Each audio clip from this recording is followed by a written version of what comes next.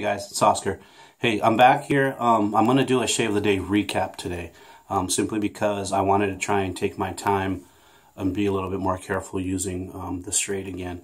And I know last video ran almost 19 minutes, and I just thought I'd just kind of try to take my time a little bit more. And with that, I figured that the video would probably run long, so I just figured I'd get through it and then I'd talk to you guys after. So what I used was I went ahead and used the Dustin Wade straight again, and you know, I got a little advice from David about, and from Peter. Well, I haven't talked to Peter yet, but about just how to prepare the blade, you know, ahead of time. I got my strap from Peter. It's right here. And as far as you know, when to strap whether I use the cloth, and when do I use the cloth, when do I use the leather, that kind of thing. So I kind of want to take my time with all that, so that's why I'm doing this type of video right now. So it went okay, but what happened was right here, I was coming down, I was going to come down, and I actually came in a little too flat. So I kind of, instead of coming with, I kind of came into the chin, and I got myself a little bit right here.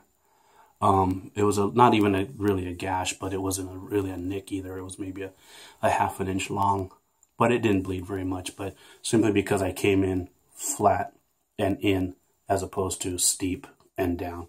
So, you know, lessons learned, but luckily, like I said, it didn't bleed very much. So so what I did was I only did the one pass with that, and I figured I would just finish with the Phoenix, just so that I didn't make it any worse. So I really only did the one pass with the straight and finished with the Phoenix.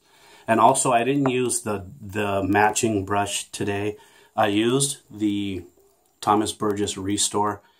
The reason I used this was because it's still close to my favorite brush. I had sent this to Dustin as a reference for this one, because if you saw, during my favorite gear of 2015 video, I said that I liked this brush, but what I didn't like was that the knot was sitting down kind of deep in the hole, and so it was making the knot really dense. And so I wasn't getting any flop, any kind of, I mean, I like a little bit of flop, and there was no flow through. So the lather wasn't lasting in here very long at all.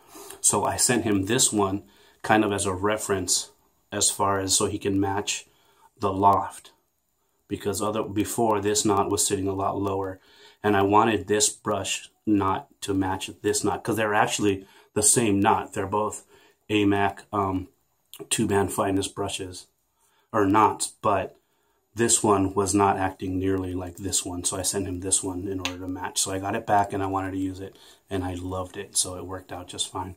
But what I'm really excited about was, again, in my my favorite gear video of 2015, I had made mention of the fact that I like products and soaps that when I smell them, when I open them and I smell them, I can just inhale it and just like, and just feel good about it. And what I used today did just that. And I already know that this may possibly be my favorite scent of 2016. It's going to be hard to beat. I know it's early, but it's going to be hard to beat. I mentioned in 2015 those scents that made me do that were Douglas's Otra, Martin de Candre, Harvest Moon from PAA. Well, this one definitely gives all of those a run for their money. This is easily top 5, if not top 3 or top 2 scents for me.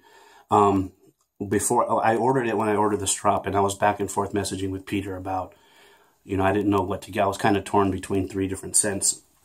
And I asked him what his favorite one says, and he comes back with, you know, it's like asking him to pick his favorite kid.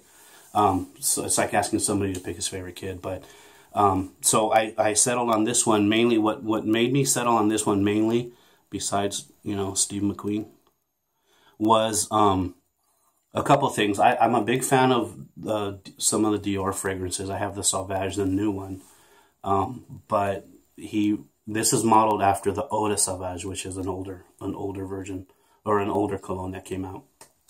And the description on this, what got me with this was the Haitian vetiver. That's what kind of caught my eye and made me decide on this one over the other ones. I kind of like the La Poivreuse barbershop scent and the Springtime in Paris that he has, but this one, I mean, Steve McQueen, dude. And The fact that he not he, Steve McQueen, but he, Peter, highly recommended this one. And then I figured I could get the other ones later. But what I got out of this, when I got it and I opened the aftershave, it just got me right away. It got me right away. What I got first was some citrus, and the vetiver really came out, and I was smelling it. I didn't shave for the last couple of days, but every time I'd come into the bathroom, I'd just open it and smell it. And I put some on my hand when I first got it, and it was sticking around. It's a good potent scent.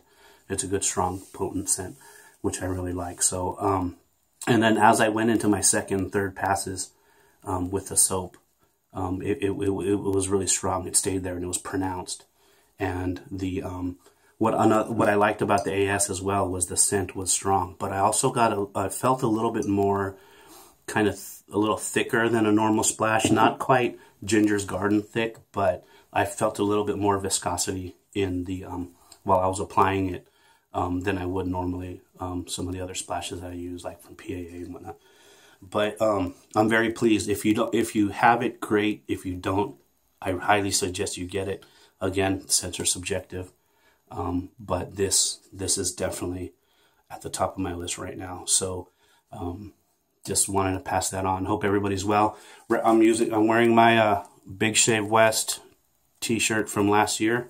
A couple more weeks, 3 more weeks, we got it coming, and hope to see everybody there. So everybody be well.